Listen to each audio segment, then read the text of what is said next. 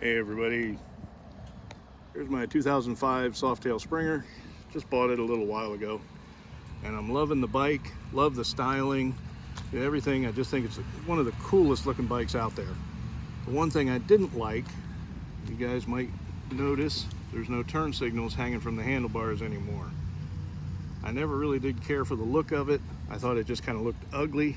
So what I decided to do was, I love the passing lights, but if you can see, they have amber LEDs in them.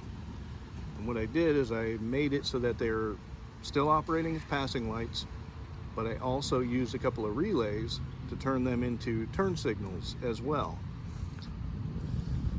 So if we come around here, turn her on, you'll see we now have amber passing lights.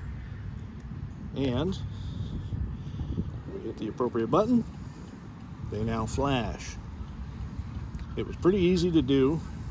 I'll actually put a link to a thread that I did on the Harley Davidson forum. That'll show a little bit more in the wiring and everything else to do that. This bike has a TSM, a turn signal module, and as far as I know, it will work whether you have the security system, the TSSM, or the TSM. But check out the thread if you want to do this yourself. I mean, it's not hard. I did have to create a short relay for some jumper wires for the relays, or a short harness for the relays. And I also used a custom dynamics signal converter, I guess. I don't know what they call it. But I use that as well, and that also helps it keep the timing when it flashed. I had a bit of a fast flash. You guys that changed to LEDs will know what I'm talking about there for the turn signals.